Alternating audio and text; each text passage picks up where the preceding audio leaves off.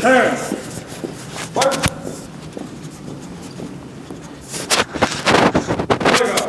Hold. Color guard sergeant, please present your colors. Carry. Colors. Ready. Post. Present. Colors. Please raise your right hand over your heart for the Pledge of Allegiance.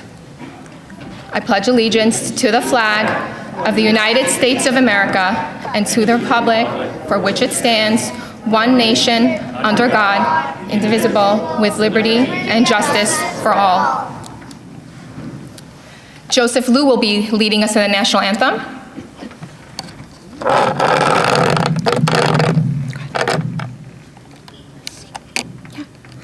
Oh, say, can you see by the dawn's early light what so proudly we hailed by the twilight's last gleaming, whose broad stripes and bright stars through the perilous fight o'er the ramparts we watched, were so gallantly streaming.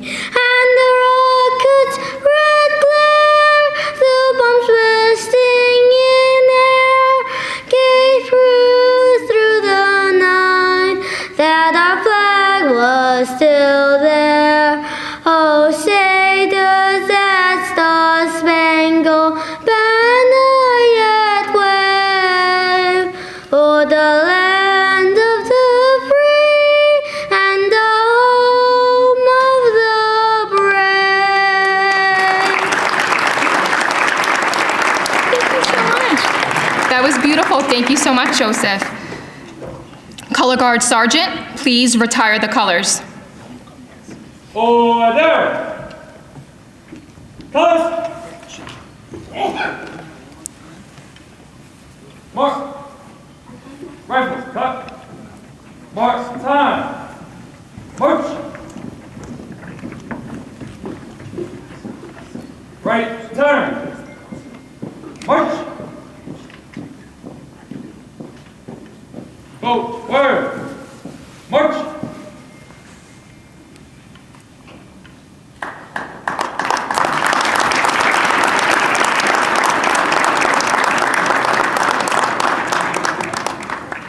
Thank you so much, color guards.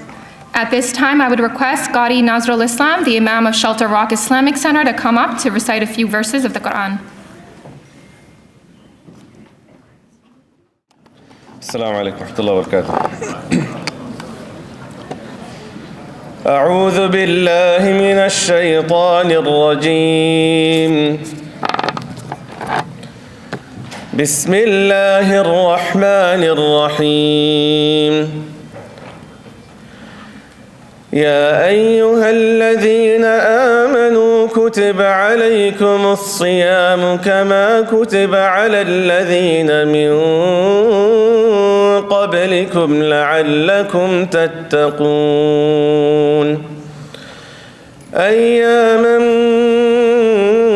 معدودات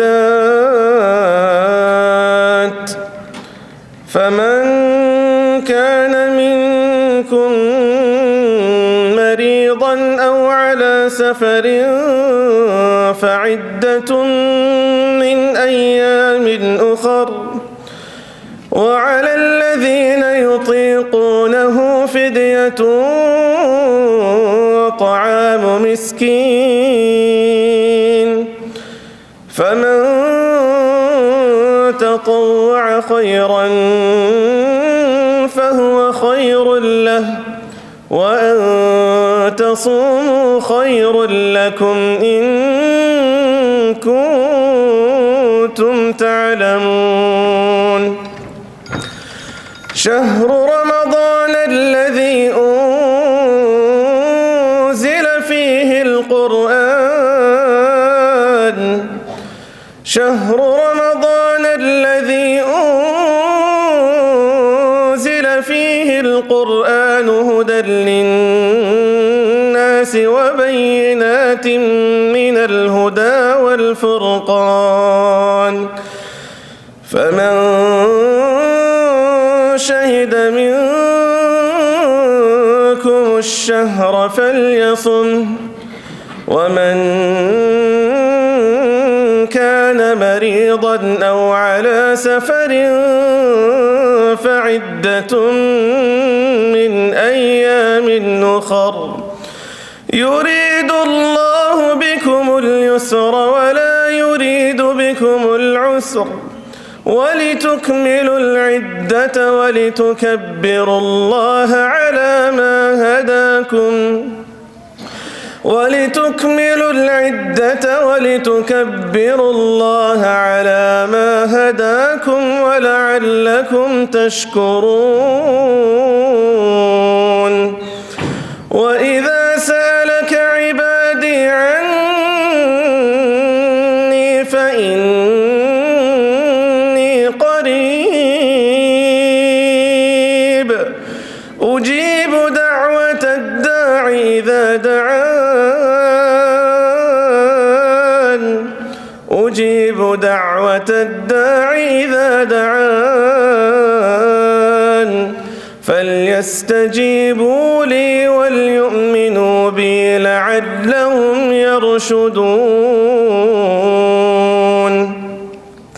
In the name of Allah subhanahu wa ta'ala, the most merciful, the most compassionate. O you who believe, fasting has been written for you just as the way it was written for the people that came before you, so that you may achieve righteousness. Fixed amount of days you may fast. If any of you are ill or traveling, then he has the option of fasting later. And those who are not capable of fasting, his expiation is to feed a poor person. And the one who does optional good deeds, that is better for him, and it is better for you to fast if you were to know. The month of Ramadan is the month in which the Quran was revealed as guidance for mankind, with clear signs of guidance which distinguishes between truth and false. The one who witnesses this month, he should fast. And the one who is sick or traveling, then he may fast the days later.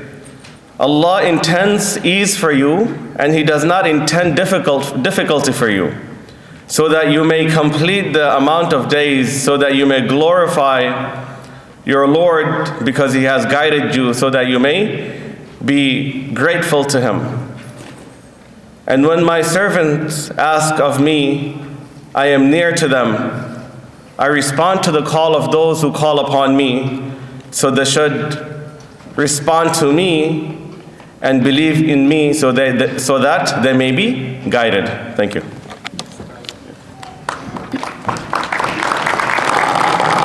Jazakallah khair for that beautiful recitation, Qari Nazrul Islam. At this time, I would request Deputy County Attorney Shahryar Ali to share a few words, and then we will give a warm welcome to our County Executive, Bruce Blakeman.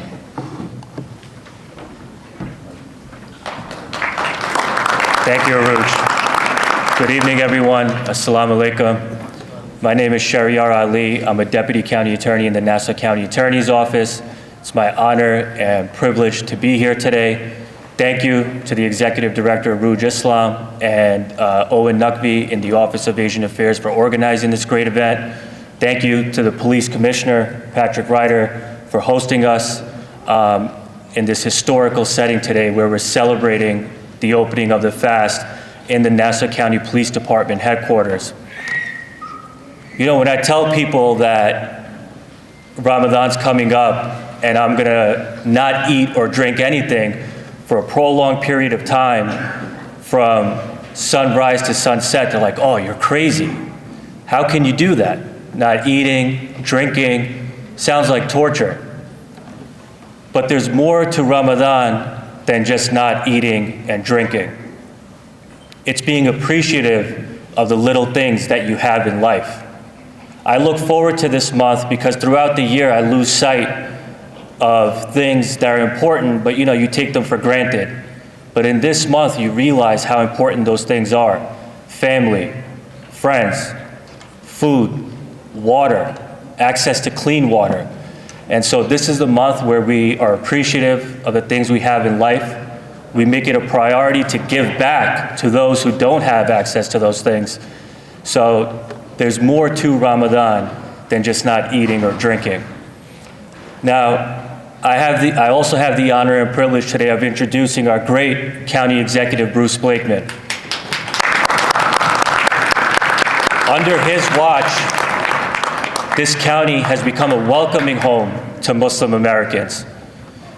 You know, there have been previous county executives, there have been previous leaders, politicians, they come in, they make promises, but then they disappear. But our county executive fulfills every single promise that he keeps for the Muslim community. He's appointed Muslim Americans in high positions in government.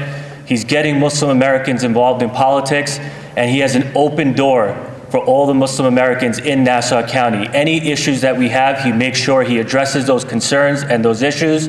So we're blessed and grateful to have a county executive like him, County Executive Bruce Blakeman.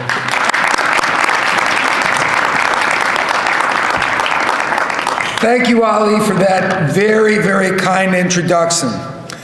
Salam alaikum. To be here today with so many beautiful families is a great thing. And on behalf of Commissioner Patrick Ryder, we want to welcome you to this state-of-the-art David S. Mack Intelligence and Training Center. This is one of the greatest centers for law enforcement and homeland security in America. We have it right here in Nassau County, and our doors are open to everybody. So I'm joined here today by some really, really good people. Our great county controller, Elaine Phillips, is with us. Legislator Tom McKevitt is with us. Our supervisor from North Hempstead, Jen DeSena, is with us. We want to extend a welcome to Imam Abdul Malik, who we just heard from. Thank you so much for traveling out here and being with us today. Of course, some of you may know him, some may not, but most people in America recognize him as the famous restaurateur who has his own reality show. My dear friend, my brother, Zach Erdem. Where's Zach? Hey, Zachy. Let me also mention the great work of Aruj Islam, who does such an outstanding job for me in Nassau County. You heard from Ali, his dad, Chudhari Akram, my dear friend and senior advisor.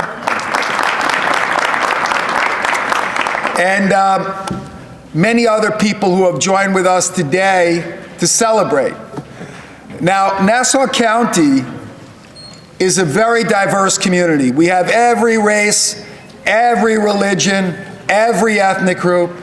And what makes us such a great county is we welcome everybody.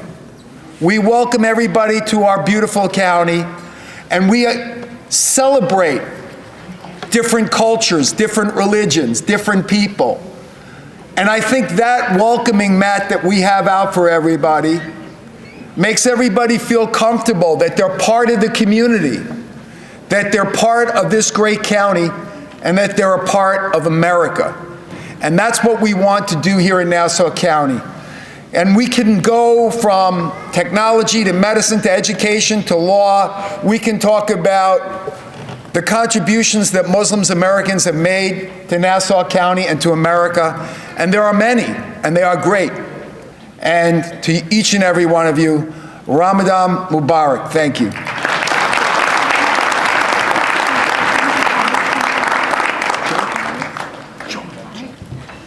Thank you so much, County Executive.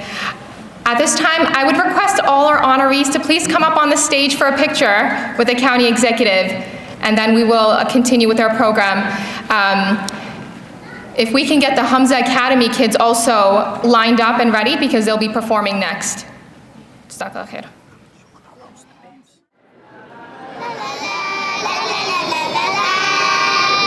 La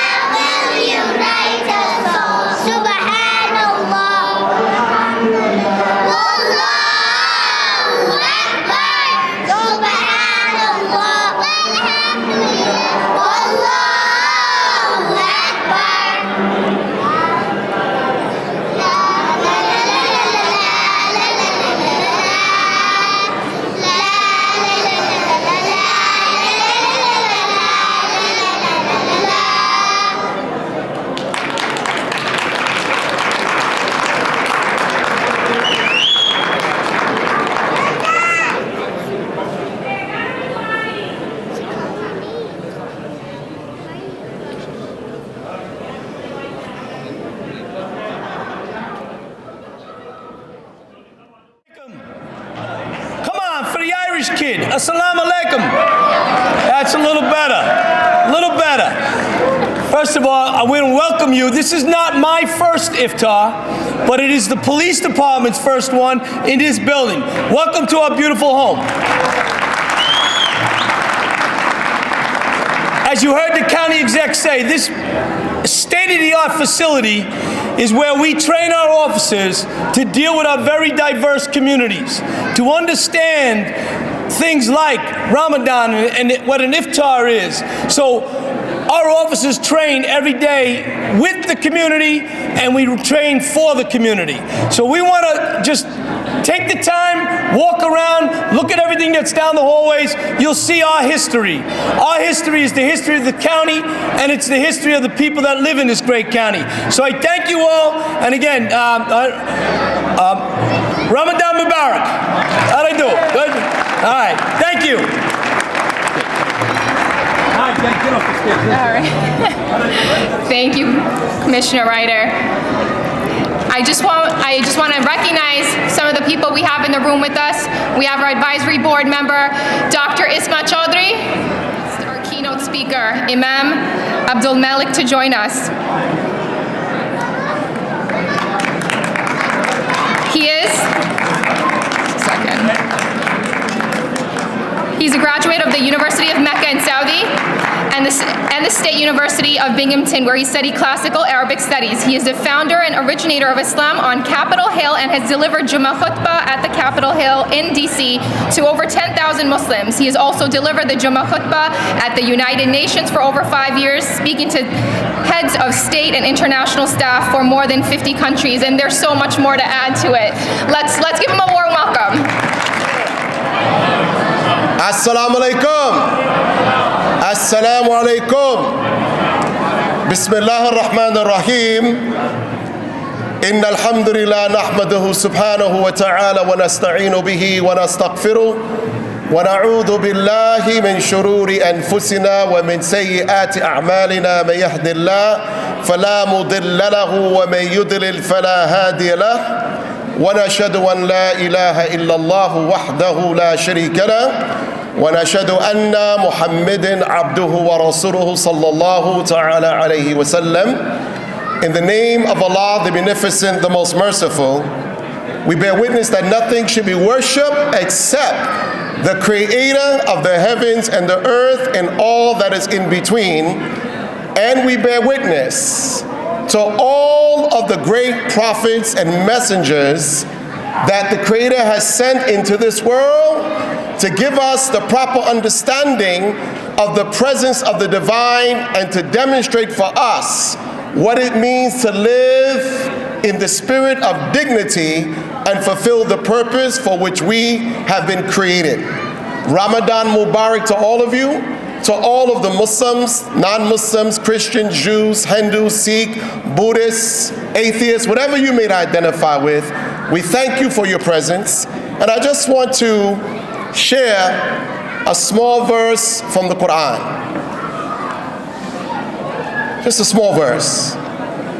Allah says in the Quran, Bismillah ar-Rahman ar-Rahim, يا أيها الناس إنا خلقناكم من ذكر وأنثى وجعلناكم شعوبا وقبائل لتعارفوا إن أكرمكم عند الله أتقاكم. Such a very profound verse because it reminds us collectively of the majesty of our common humanity.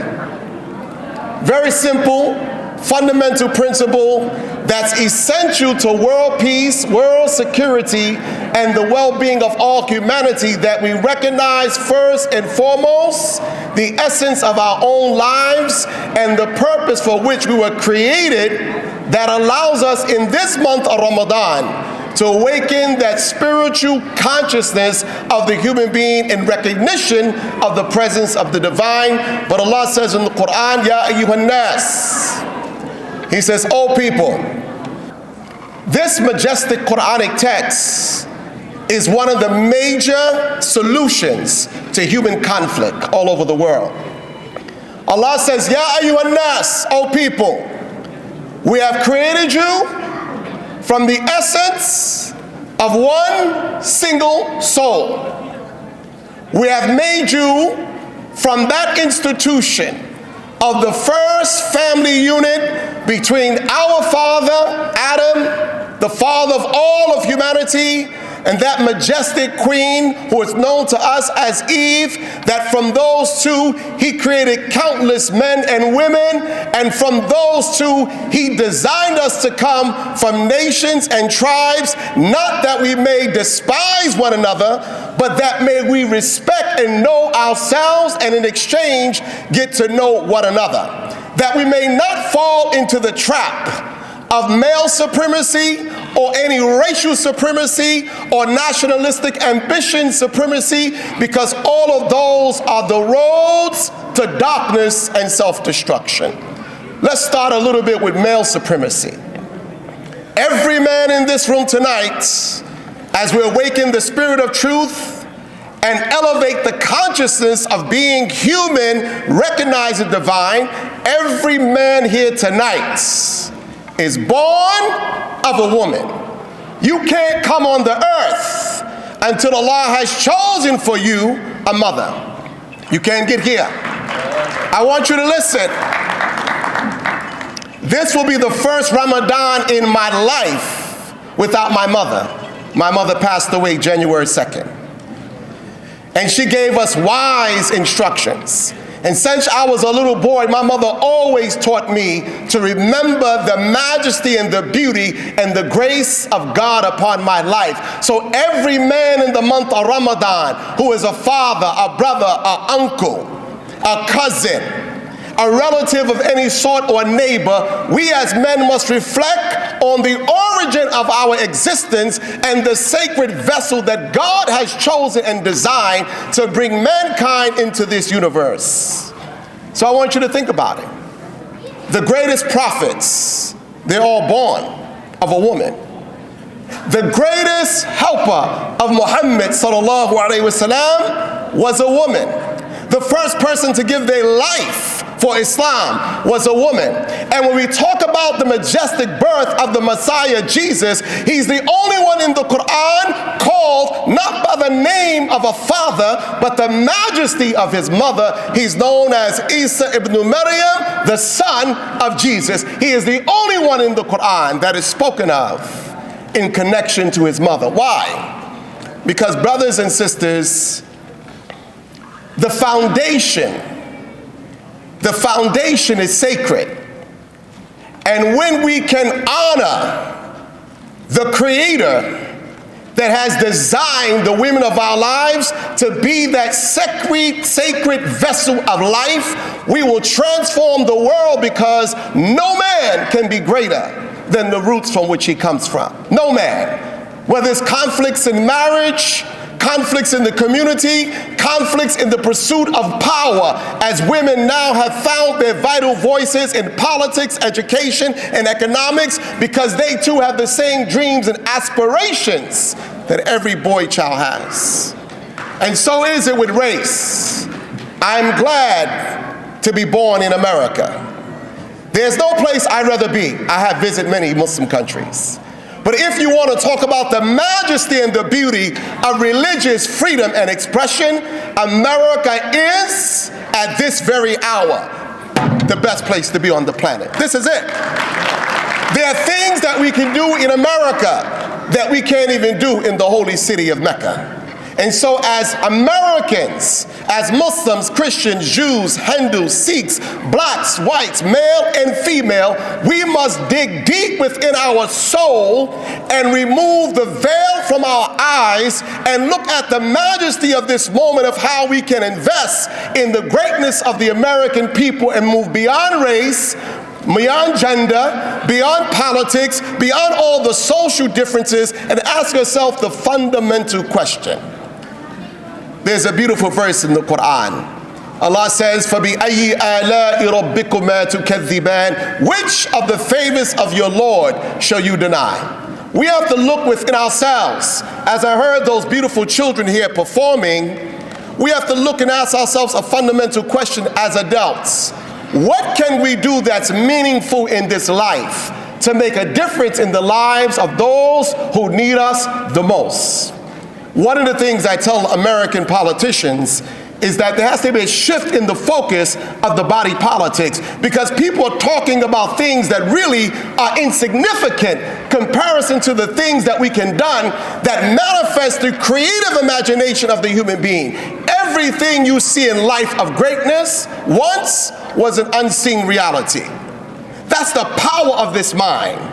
When you see a plane, before that plane became a reality, it was in somebody's mind. When you see the cell phone, you realize that this device is so powerful, I can talk to somebody live from the gateways of North America into the heart of Pakistan, the heart of Yemen, the heart of Saudi Arabia, the gateways of Turkey, the gateways of North Africa, East Africa, South Africa, North Africa. I can talk directly into the people's hearts in the gates of Russia, right from here. Why? Because somebody used their mind to do something powerful and extremely creative. This device has changed the world. We know our prayer scheduling because we look to our iPhones or our Android phones. We know the direction of prayer because of this magnificent technology. You can be any place in America or the world for that part, and there's a GPS system built into the body of technology and an app that can guide you. If we can create those kind of devices that can guide people on the physical plane of life, what could we do as human beings to awaken the spirit of greatness that lives within each and every one of us? I meet a lot of people who they seem depressed, they seem saddened, their spirits seem to be broken because they look at different tragedies in life. But I'm here to tell you something as I leave you. Don't look at the negative things in life too much. They'll blind you to the reality of your own greatness. Don't wake up in the morning with a spirit of despair. But remember that when you awaken in the morning, millions didn't make it, but you did. Millions of people didn't make it on this very day, but you did. And your creation is a tremendous investment from God Himself. I don't care about all of your independent ideology beliefs. The Creator has invested in your own existence if you but would look in the mirror. These beautiful eyes, these beautiful hands, your ability to touch, to feel, to taste, to see, to hear, to move, to think, to imagine makes you a creature of endless possibilities. And so I leave you with this. What is the possibility for the people of America today? If they awaken to their common humanity. I used to joke with my friends when I used to do my public speaking amongst the interfaith community. And we often read these words from the Constitution. We hold these truths to be self-evident. I told them we had that message 448 years or 43 years ago. 1,443 years ago, the messenger Muhammad sallallahu alayhi wasallam, he gave us that revelation from the Quran.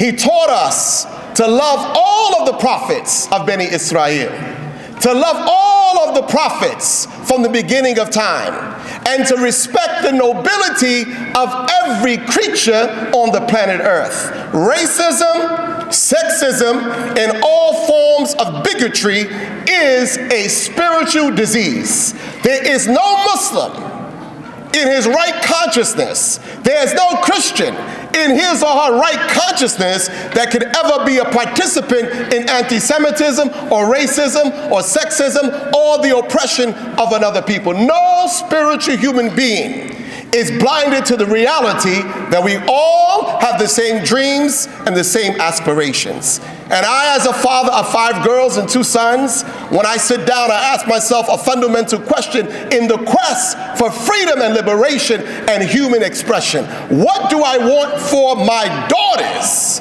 in a world that does not see them as they should be seen?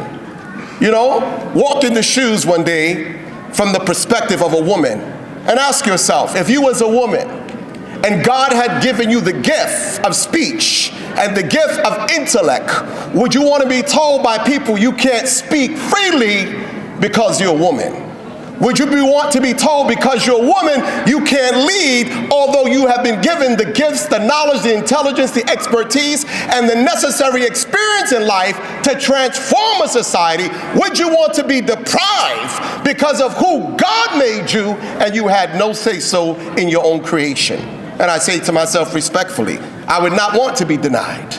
I would not want to be denied as a black man. I would not want to be denied as a white man. I would not want to be denied as a woman.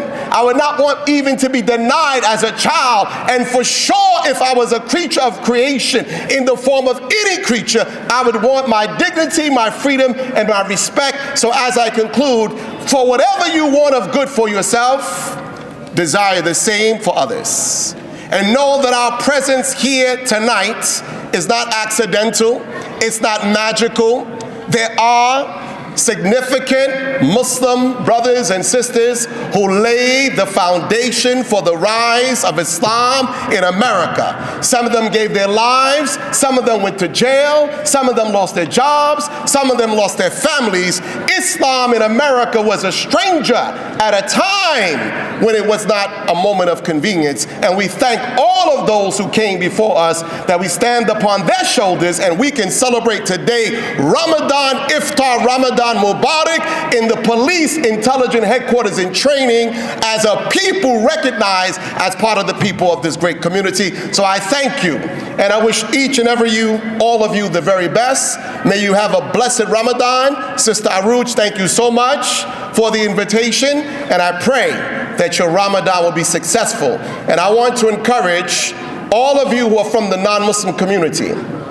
If you are here tonight, I want to add your name to the guest list for the Ramadan Iftar we'll be hosting inside United Nations on the 13th. I would like to invite you as a guest of one of the ambassadors, because I believe that Ramadan creates for us a platform of beauty, of expression, to simply share a meal with our neighbors and friends in the spirit of gratitude. So all praise is due to God, the Lord of the worlds. We bear witness that there's nothing to be worshipped in the heavens and the earth except the creator of life. And we have accepted Jesus as the Messiah, as we have accepted Moses and the Torah. And without apology, we do accept and believe in Prophet Muhammad. May the peace and blessings of Allah forever be upon him. I thank you, brothers and sisters, for your time. I thank you for listening. Assalamu alaikum wa rahmatullahi wa barakatuh.